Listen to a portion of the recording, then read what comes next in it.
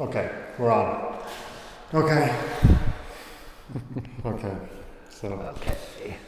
Sorry guys, we're a little bit late. Technology. So we're here. There's a bit of an echo here. I realise just after I'm beginning to talk here. So a bit of an echo.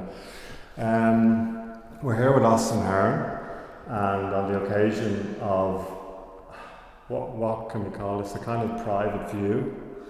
And someone else. Do you want to get in there?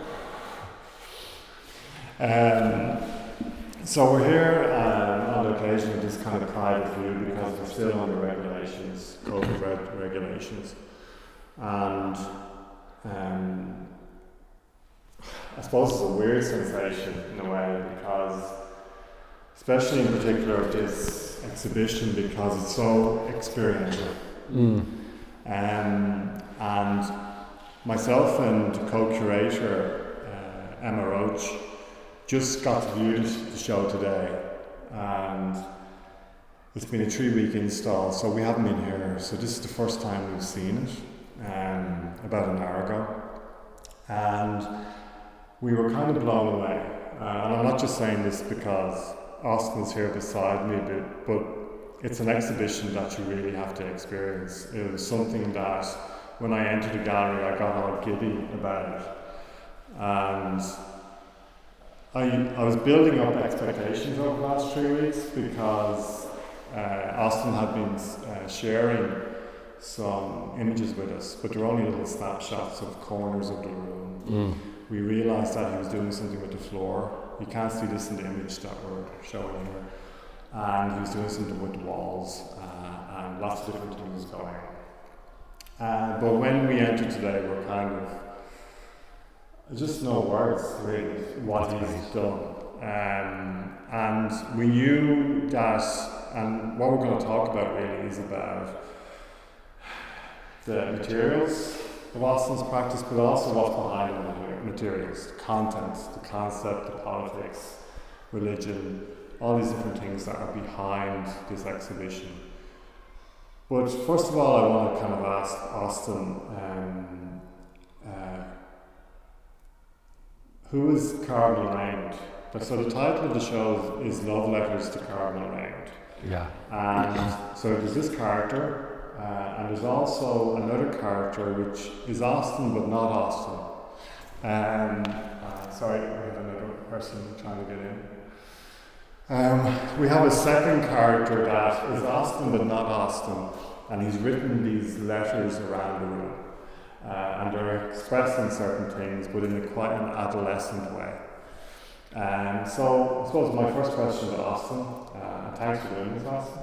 Thank you so much. But who is this character, Cardinal Raymond?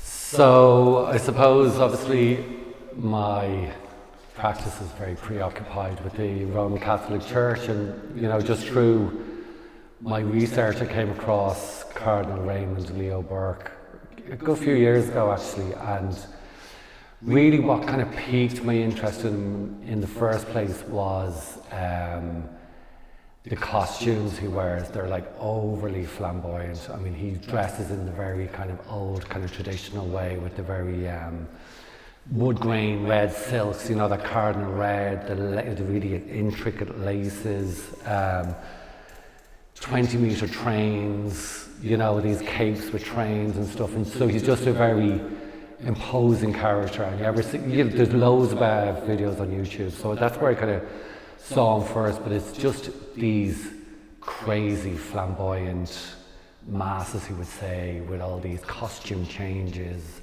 And the big costumes, and so that really got me first. Just visually, he was just like very drag or something to me, and really interested in that side of him first of all. But then when I started to kind of dig into what he was about and his politics and all, I realised that he's a real arch homophobe, and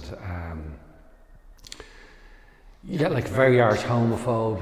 He has links to Steve Bannon and Dignitas Humanae Institute.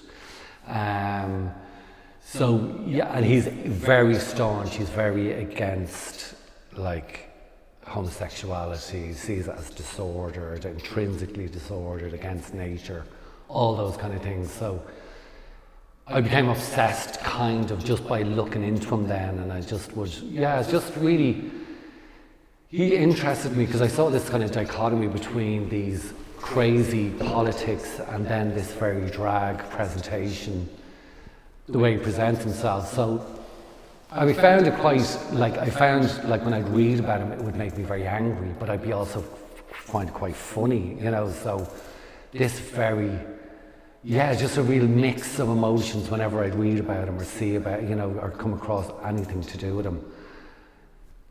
I'd want to laugh, but I'd want to also scream as well at the same time. So just,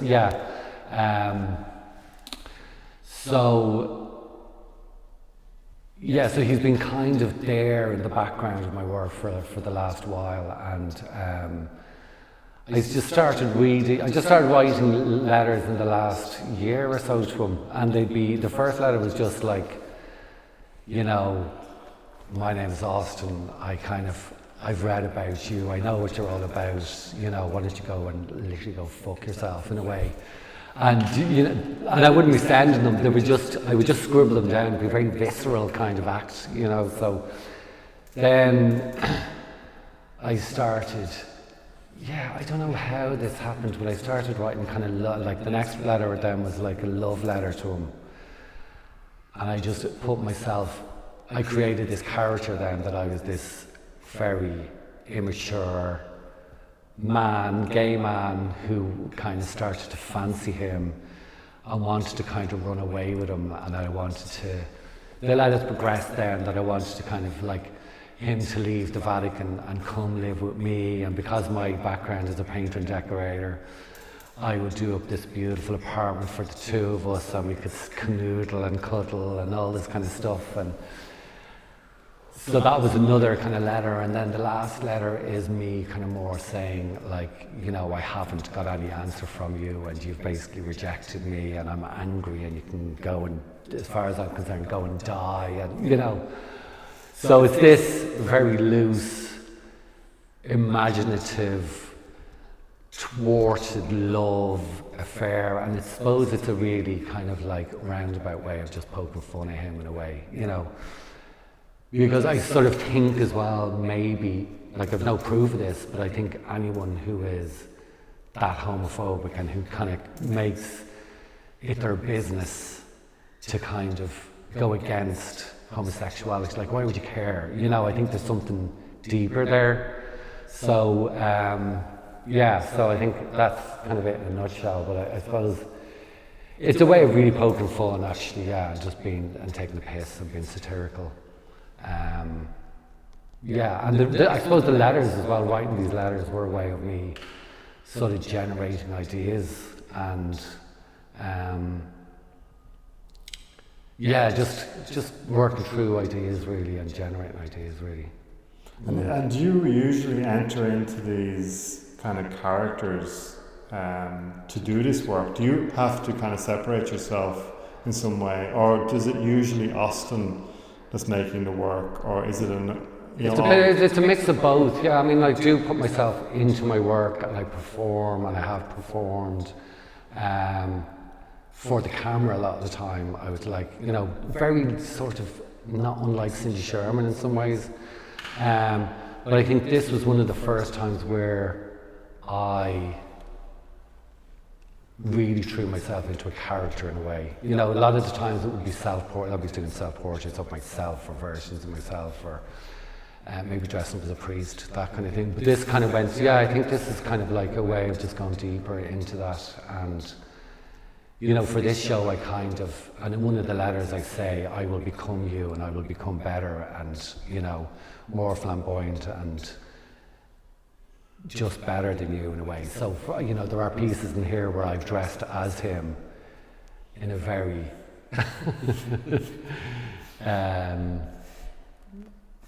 fucked up way is the only way I can describe it really, it's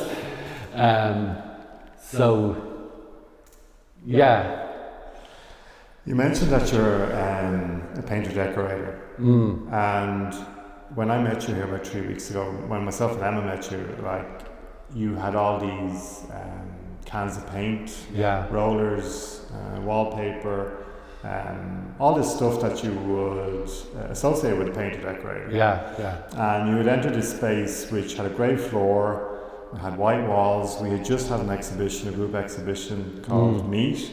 Yeah. And it was very pretty, and it was what an art gallery is usually. And you kept on saying to us that do you mind if I do this, if I do that?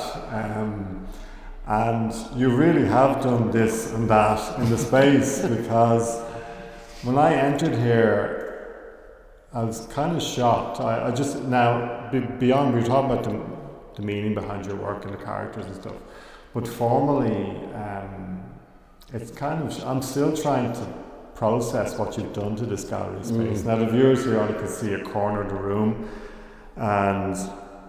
but it's floor to ceiling that you've kind of done this. But it's not a mess. It's a kind of very precise mess that you've taken a lot of care. You can get a feeling of it behind me here in this image, where there's these circles and there's this kind of marble effect. Yeah. But there's mess and precision in your work. And then there's this kind of, what you would see someone pouring paint onto something quite childishly, and then there's this real kind of painterly quality. So is this something that has developed here in the 3-week installation, or is this something that you've been developing over a long time? Yeah, I suppose actually, like, my degree was in photography, and there was a gap between my degree in photography and my master's in 2016, and in between that gap I did a bit of photography, obviously, and it was fine art photography, ran my painting and decorating business, the family business. There was always this continuation of my art practice being photography, but something happened then when I was studying photography. It was the late 90s, so it was still analog. It was all film. It was developing stuff in the dark room with chemicals and the smells of the chemicals, the mess. A lot of kind of accidents could happen, and a lot of it was just a messy, dirty process, which really kind of made me fall in love with photography in the first place. And then in the noughties, like the digital age really kicked in, and I felt really divorced from the process, because it was like Photoshop, it was computerized, I hated it really, and then the cameras were crap as well, and I just felt very frustrated with the medium. But then I went back to do my master's in 2014 and graduated in 2016, and it was, I tried to really develop my photographic, develop it and kind of expand on it and experiment within the photographic medium. I suppose because I was on the MFA, I tried to keep it really tight. Paint came in from painting and decorating. It did come in and it did feature, but it would be like painting frames or painting boards and then sticking photographs onto them. But it was, most of it was photography. And I suppose afterwards, after the Masters in 2016, when you're presenting yourself and your work to the kind of professional stage, then you're trying to keep everything kind of quite tight to what you did in your Masters. So it was still very much photographic, and I was just frustrated with it because it felt really kind of tight and really restricted. And you take a photograph and you print it, and then you have to decide how do you present it. Is it a frame or what is it? So I started there, like making screens, putting photographs onto painted wallpapers, sticking them to the wood, waxing them. So I would bring these kind of wet processes into a digital prints. Do you know what I mean? So I think in the last year and a half, and definitely over the pandemic, I decided I just need to be happy with what I'm making, and I have to be happy and feel free in the studio. And like, I'd be making these photographic works in the studio, but I'd be off in the corner messing around with paint on the walls, and that wouldn't see the light of the day. It wouldn't like go into works.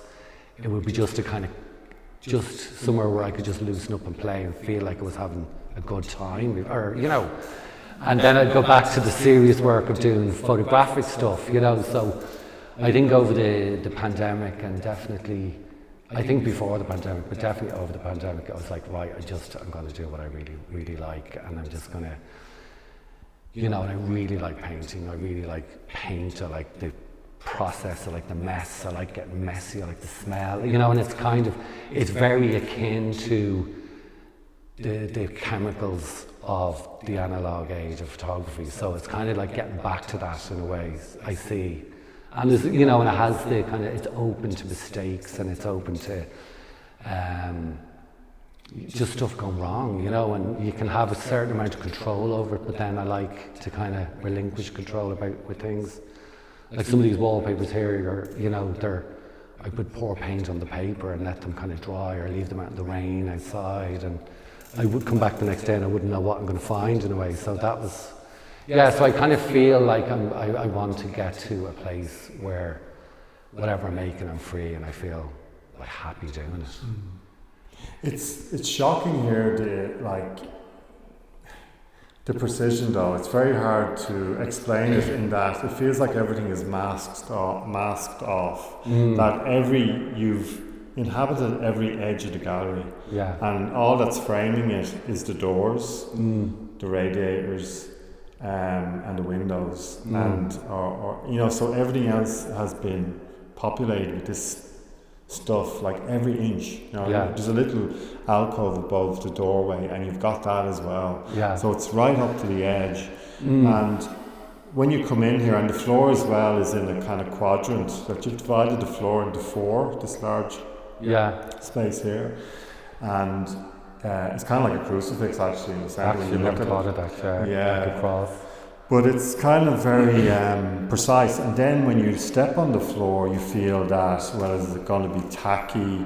But it feels like it's been printed on in some way, that you somehow have put this ingredient together that it's like it's silk screened onto the space. It's kind of like the skin on it. It's not that thing where you've been messing about for 3 weeks. There's a real precision and deftness to touch, and all this kind of stuff that is quite overwhelming when you come into the space, because even at the corner of the wall here, there's a pool of paint, but it's all masked off. Everything is kind of perfect, and so you're caught between this thing that you've walked into, perhaps some kind of inside of the painting of a church, kind of a representation of a church, but it's artificial, and then you have these wall works spread out all over the space, and you have a screen here, so it's quite overwhelming when you come in, and just the work ethic. And I was thinking about this, myself and Emma were talking about this, that you would contact us, you were here for 3 weeks, and you would contact us around 9 o'clock in the morning, and you say, something was wrong with the light switch, or something like that. But you were working here day in, day out. It was kind of a job. You entered in the space as a job. And there is that in the work as well. There's kind of a work ethic behind it, isn't there? Yeah, definitely. I quite like hard work. And I like physical work, and I like that kind of roller coaster ride of pleasure and pain, and it's kind of it's in me anyway, because I ran my business for years, and it was a painting and decorating business, and you couldn't mess around. You had to get in and start at 8 o'clock, and it had to be finished. You were from 8 to 4:30, and I ran the business, so I had deadlines and I had pressures. So I was used to working like that. I mean, it was pretty hellish at times. It was because it was relentless. It was 5-6 days a week, and I haven't been doing that for the last number of years, which has been brilliant. I wound up my business to concentrate on my practice, and the only time I work like that now is when I have a show, and they're few and far between, unfortunately. I would love to be doing more shows, but this was just I had the keys for this place. You were so generous. You gave me the keys, the alarm codes, and I had this massive space, and I could do what I wanted with it. So I wasn't going to waste a minute. Like I was here 5-6 days a week as well, and I was here at like 7:30, 8 o'clock some mornings, and I just worked and worked and worked, and it was just a joy, you know. It was actually a joy to have the space to actually spread out, because when I'm in my small studio in Dublin, you know, it's very frustrating. I can't really spread out, and I can't really go kind of wild, because it's so small that if I do go wild, I'm going to splash and I'm going to, you know, affect the work that's finished or whatever. So, no, I do like that kind of, I do like getting stuck in, and I like physical work. Does that answer your question? Yeah, like there's another thing as well. There's this space has 3 rooms, one large room, 2 back rooms, and you've done different things within the rooms. They're all floor to ceiling, they're packed, but there's a process room in the back, and you have all your empty paint cans and all that kind of stuff. But what is very funny is there's a tap, there's a sink. Oh yeah. Okay, and it goes back to this thing that I was talking about, the doors framing the work. It's like the sink is, you've cleaned off the sink, you've painted the sink, you've made that. I was coming in today and I was expecting the sink to be in a mess, like clogged with paint, wallpaper, whatever. But it's perfectly clean, and then all around the sink is mess. Yeah. So there's these choices, these intentional choices that you've made within the work, which are kind of funny. They're kind of humorous, but kind of shocking as well, because there's a real direction in the work. There's a real kind of thing that you actually see your own work, which is odd. I know you've been felt out here for the last few weeks and making this work and stuff like that, because you've had 3 weeks to install. But there is a real feeling that you're looking down on the work. Forget the pun, but you're looking down on the work, and you know, you see it. Yeah. I mean, and that only happened in the last few days, really, because it was mental here for like the 3 weeks, especially the first 2 weeks, and it was like, it was overwhelming at times, because there was so much going on, and I had so much work to do, and at one point I was like, I set myself too much here, and there was a point where I was like, I kind of regret, you know, going so far, you know. But I mean, I don't regret it for a second now. But there was this, what day is today? Thursday. There was like Tuesday, Wednesday, where I was like able to kind of really step back and sort of tidy it up and start emptying stuff out and start leaving in the space what needed to be here. And the sink then was a mess. And like the sink is a stainless steel sink, and there's a kind of carpentry made bottom, what would you say, pedestal for whatever, and that was messed up from the students as well a bit, and the sink was messed up, and then I had messed it up even more, and the walls around it are all splashed with paint and stuff. I just thought it would be a really good contrast to have this shine. Like I bleached and scrubbed that sink, and the base of the wood I painted with a couple of coats of white, so it really stuck out against all the mess around. And it's probably something you would see in the likes of religious buildings like convents and stuff, where the wall, you know, the walls might not be in a great shape, but the sink and the tile floors would be scrubbed within an inch of their life. So there's something there as well, you know. Like you mentioned there, that your reference point is other religious buildings. You do travel around to different buildings to get influence. And so tell us about that, just those field trips out into the world, and really not just going to Google Image and picking out, you know, as we all did in art school, but you actually go to the buildings and you... like currently, like it's a mad obsession with churches and church buildings and graveyards, and it's a day, and it's a daily thing as well. It's like my husband he just rolls his eyes constantly. Like if we're away on holidays or if we're anywhere, he just follows me now. He's just like, I just give up, you know. So I kind of can't pass a church in whatever town or village I'm in, and even if I've been in a church like in Dublin, in town where I live, I'd be popping into them every day if I'm walking past them. So yeah, it is a daily thing, and it's really interesting. I just love the spaces. I think they're very, very powerful spaces, and I think really what's really interesting about them as well is it's rare in a city or town or village where people on the street can just walk into these empty, and a lot of the time they're empty and the doors are open. Very rarely the security, you just walk into these cavernous, amazing spaces, and there's trust there as well. So it's, I think they are one of the few spaces, they're probably the only spaces in the city, or that you can just walk into and kind of sit and contemplate. So I like all that, and I would feel contemplative in a church when I'm there, and I would light candles for my parents who are dead, my niece who's dead, and I would remember, and I do think, and I do go in and take the piss as well, but I'm respectful of, I would be respectful of other people who are in there, and and I feel that this is their space and this is their time to do whatever they feel is necessary to do there, and they're powerful. They're powerful spaces. They have a powerful aura about them, powerful feeling. They look like, as a creative, visual person, there's always something to see and look at, and I feel small in them. And they were built to make us feel small, which is,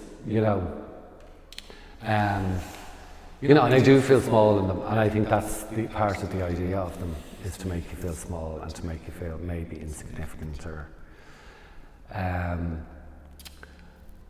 there's so much I could say about church buildings, but it is a daily part of my life really, and I do, and a day or another place where ideas are really generated, because within them, there was marble, which I'm obsessed by. There's beautiful marbles, wood, stained glass, the way the light goes around them, the coloured light coming in through the stained glass. Printed matter is a big thing in a church. You get all these mental Catholic publications like Alive magazine, the Irish Catholic, God's Cottage is another one. They're just gold mines for ideas, and I would go in and take them from the churches. I'm quite proud in that I do steal them and I don't pay for them. If I had 5 cents, I'd put it in so there's a little clink, but they are also a huge source of inspiration actually as well. So I would always get something out of going into a church, some kind of this contemplation, but I also kind of feel quite giddy in a church as well. Like you said, and that's really interesting actually, that yourself and Emma said you came in here and you felt kind of giddy. That's really interesting. Maybe, and I suppose I was going for that, and I always feel quite giddy in a church and giddy leaving, because I always feel like I'm not supposed to be there because I'm a queer gay person, so I feel like I'm not welcome, and it's sort of so maybe I feel, I don't know what that is all about. It's kind of rebellion in it. A bit. It's weird, it's just this is glorious. And that's a really strange word to use, because you said this was because it's a descriptor I'd never use for an art exhibition, and I feel that you said you feel small in church spaces and stuff. And I do actually feel small in here, and you kind of regress if you grew up in a kind of surrounded by religion. I did. I went to church every Sunday and stood around the pews and did all that kind of stuff, and didn't really pay attention, but it was always there because you went in weekly. But there was a giddiness about it, and you're not to laugh. You're not meant to laugh. You're meant to be reserved. There's you're not supposed to be happy in them, are you? No. You have to be, to show an element of respect and all those things. So when you come in here, you do feel that it brings you back there. And maybe that's the giddiness that That's great you're saying that, though. Yeah, like it's really hard to pick out bits and pieces in this show because there's a large screen over here as well that blocks out half of the space. And there's wall works on top of the wallpaper, and there's letters. The letters are very important, and we've actually printed out letters for the viewers when they come in, that they can take a letter away. Yeah. So there's all this stuff going on in the work. What other question? I have so many questions that I kind of, it's hard to kind of pull one out. Like, I'm wondering, there's a conflict here in that you find these spaces beautiful, the church spaces, and then you spoke earlier about the agents within those spaces, cardinals, priests, all that kind of stuff, and the emotion that you feel there in terms of, anger. So there's this kind of serenity and there's kind of an anger. There's this a mixed boat of a mixed bag of emotions playing out in the work. Can you talk a little bit about this mixed? I think that's really an interesting place to start making work from, isn't it? Because it's not just one emotion. There's this clash, So I've got all this clash of stuff to work with, which is brilliant, and it's. You've got the beauty of the church, you've got the beauty of the culture, even like Cardinal Raymond, Burke's costumes, they're crazy gorgeous though. They are amazing and they're very couture and they're, I'm very interested in fashion as well. And so, like the costumes, the interior design, all that stuff is so interesting and so beautiful. And ugly, and it skirts that kind of line of ugliness and beauty. You could probably talk about that more. And sometimes I like something that's so ugly, it's kind of beautiful.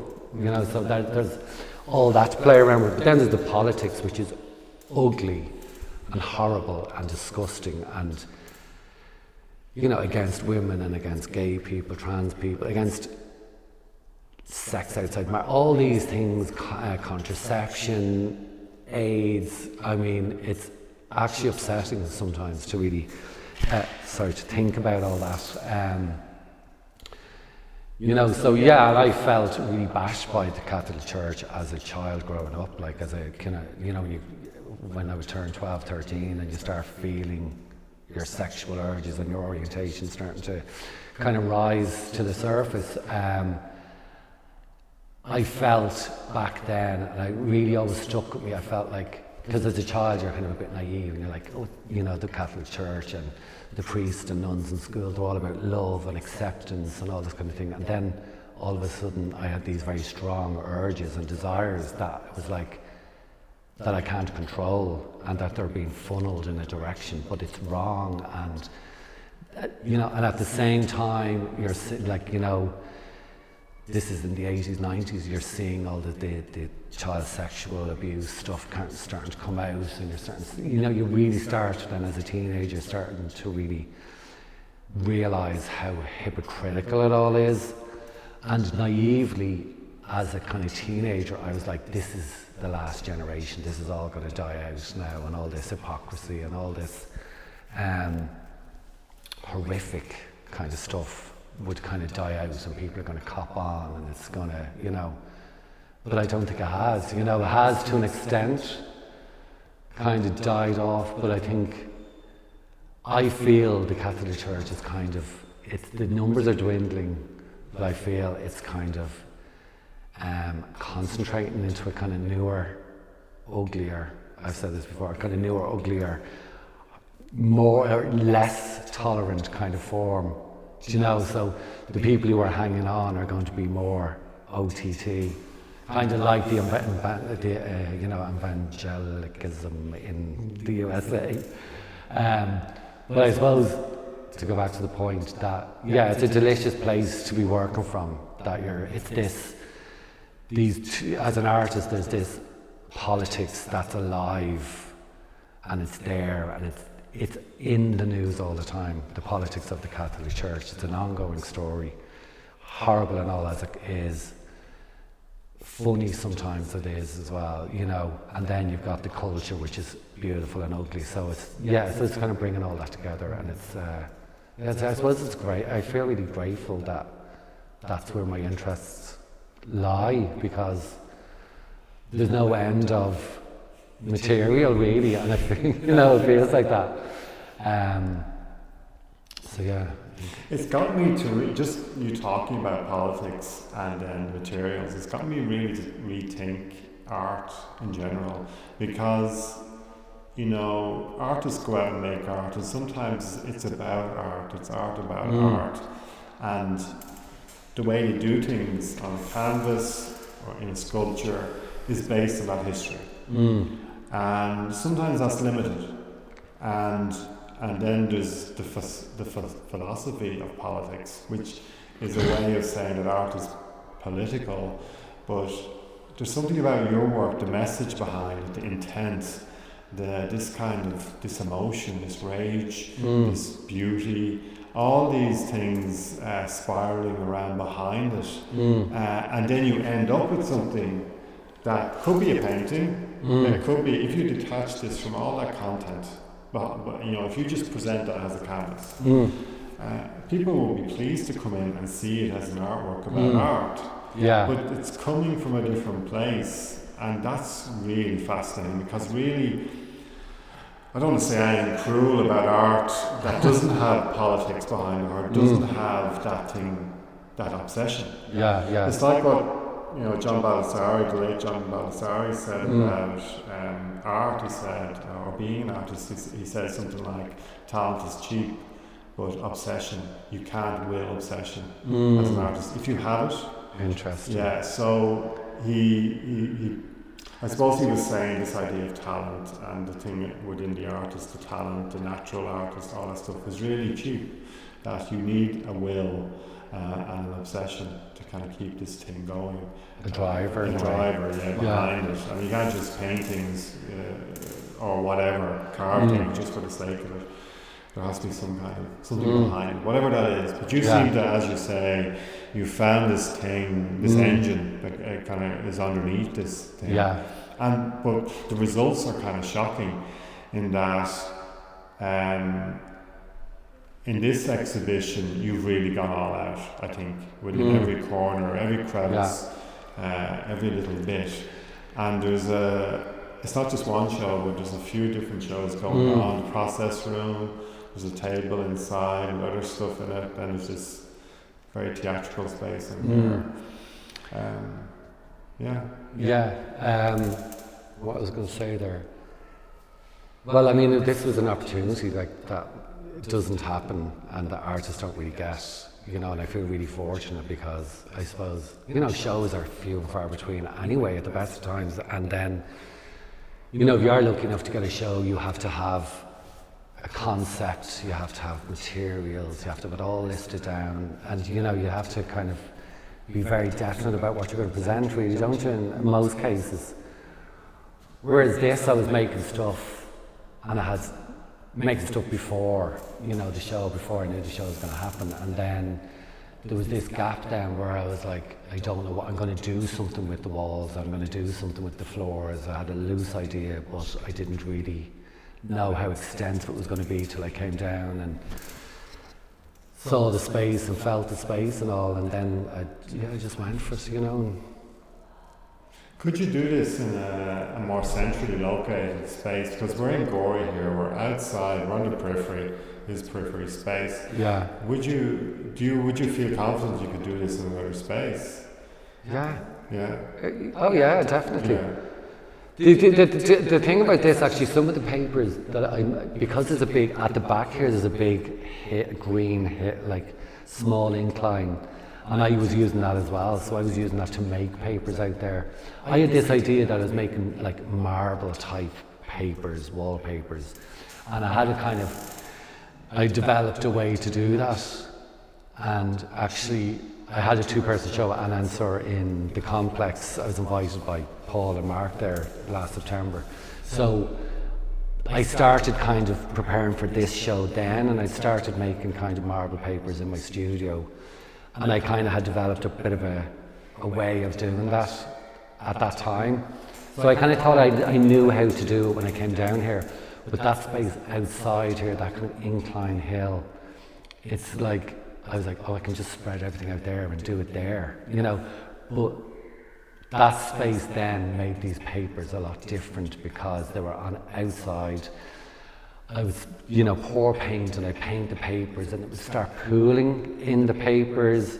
The sun would come down and dry it really quick, or else the sun would start drying it and then it would start raining and then it would dilute the paint, and all this magic, absolute magic stuff happened here. Like, that wouldn't have happened and didn't come even close to it in the studio because I could only make certain small quantities at a time.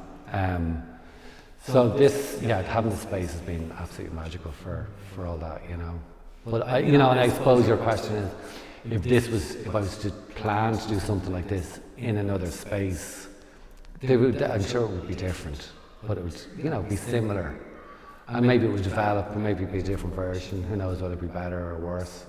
Because these were all this paper was made here and cut here and applied to the walls here. So, yeah. We'll ask, I suppose we'll ask the viewers, like, if you want some questions, ask some questions. But one last thing I suppose I want to ask is that it is quite a contentious subject you're dealing with in this location, I suppose, in Gorey.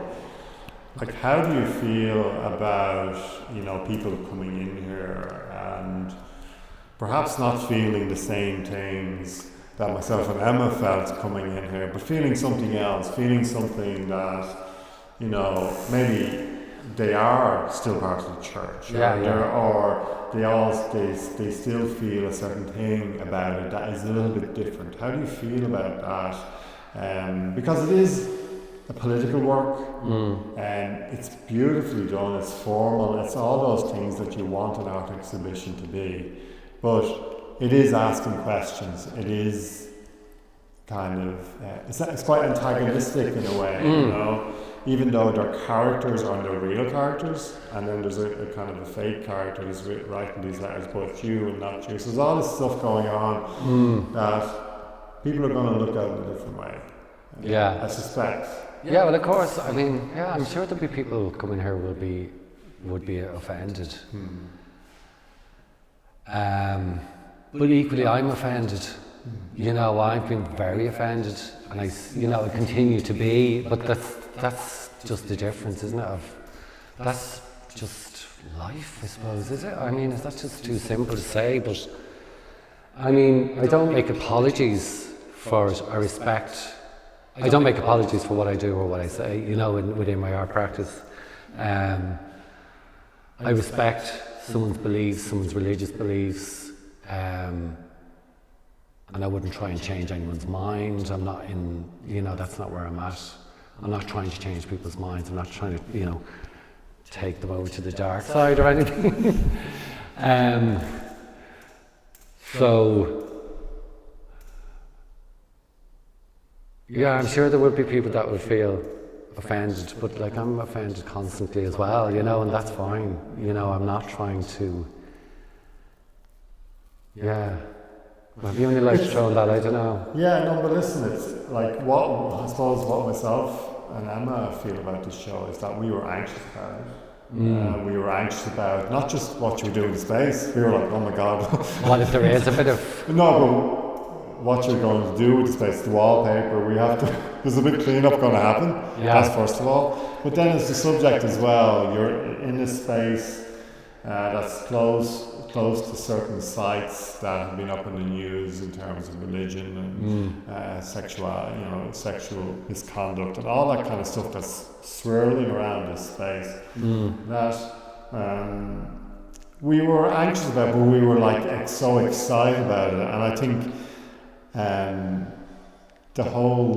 I think art should have permission to do this in a way, to put this out there. And more artists should be doing this type of work that has it doesn't have to be about religion, but it has a kind of a thing behind it, an engine behind it, a drive that is asking questions. Absolutely, yeah. And there should be space for all like views and all viewpoints. I mean, I would love to see art from people who are, you know, really religious and really love Cardinal Raymond Leo Burke and like really put him on a pedestal and are obsessed in a very positive way about him. I'd love to see that, and I'd love to see art from more viewpoints, from every viewpoint, and it's all there, but it doesn't happen really, does it? It's all from, we're kind of, artists are nearly all the kind of same tribe in a way. On the left, Yeah, they are really. So I would nearly welcome right-wing stuff. It's not like I wouldn't curate it or I wouldn't encourage it, but I mean, it's like, why not, And I don't think stuff like should be silenced. I don't think someone who doesn't like my work should silence my viewpoint or my, my views or, my satirization of Cardinal Raymond Leo Burke, So, yeah, I think it should. Art is about life, isn't it? It's about all aspects of life, and it's about humans making art, and we're all totally different. So, I mean, yeah, bring it on, I think. Okay, I'm just going to ask, does anyone have any questions?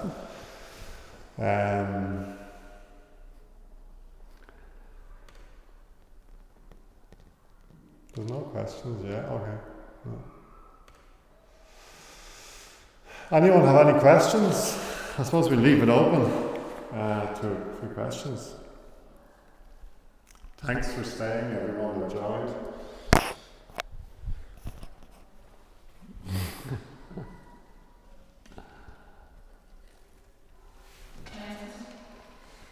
I'm just wondering we're talking about the reaction of maybe locals and people are reading the show. Do you ever get reactions on social media from your kind of direct reaction? No, I actually haven't. No, I haven't actually. I'm always kind of waiting for it though, I would always, I'm expecting something someday. I am. Or is it kind of a culture of silence where it's kind of... I don't know, I hope people don't think I would be silencing their, No, but do they ever? I don't know what it is. I've never got anything. I have never. But then some people have said to me before about my, because I use Instagram and I have used it for years and it's been a great platform. I have had a few people say to me, and younger people, that they thought I was a religious zealot. Because, all my work isn't very didactic. It's not like, there are elements and there's tempos to my work. Sometimes it is very angry and, but it's nuanced as well. So that's the only thing I've ever got, the confusion that they think I am, a very practicing Catholic, and they didn't get the nuance in it. That's it. But I've never had anything like that. I kind of would like it, I think, in a safe kind of way. Just a gentle kind of like little protest outside here or outside my house or something. I don't know. I don't think we have any questions.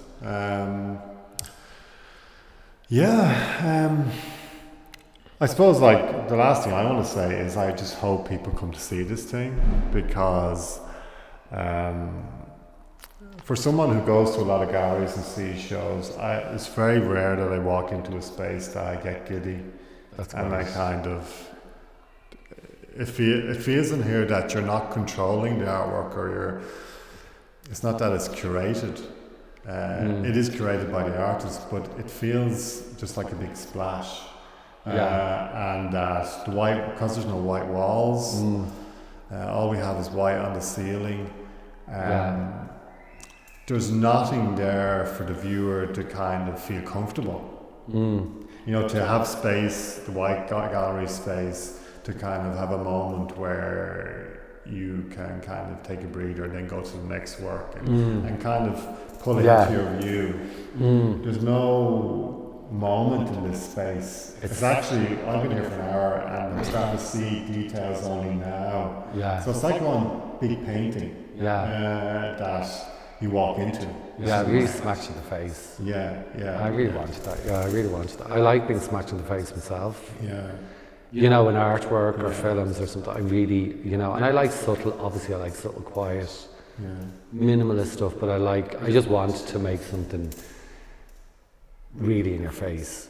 And I don't know if this is part of the pandemic and the frustration of being in those pandemic times and being locked up and stuff, and being very restricted, that I just wanted to kind of go kind of wild, and I really wanted to, felt like a caged beast being out of the cage, and I just really wanted to, this is the first big project in a way. So yeah. There's people. Yeah. People are looking into the window there. Last question. I think we're gonna sign off. Yeah, great. Is there a question there? Looking forward to seeing the work, Austin. Thank you, Susan. I suppose the last thing we should do, because this is going to be, we're trying to record this, that's why we turned out okay. But the show is on from Wednesday to Saturday. It's open from 11 till 3 every day, and it's on for a month, up until mid-August. So I just hope you can make it. And just even send messages on Instagram or that you're on when you're here on your visit or whatever, just to get people, because it is a very difficult space for people to come to, in terms of it's outside of Dublin. Well, it's an hour from Dublin, and you could come down and spend the day at the beach while you're here. Yeah. After being traumatized. But it is. I would urge people to come as well. It is very Instagrammable, I'm very aware of that. It is very Instagrammable, but there is an atmosphere that I would love people to come down and experience. And the echo all of a sudden here is very apparent, when it hasn't been before. I think that's the church thing, isn't it? It's kind of like, it's quite cool as well, even if it's a hot cool day. Yeah. It's the marble, it's all it's mad. Psychological, So but I really want to thank James and Emma and Paul Carter for just being so encouraging, and for just giving me the space, giving me the keys, giving me the space to do this, and just the free range to do whatever. So that has been so good, and it really wouldn't have happened without all that. Wouldn't have happened on this scale. It probably would have been just works on a white wall or something. So I'm really grateful, and I want to thank you so much for that. Pleasure. Okay, thanks everyone for joining, and we, that's it. Thanks a million.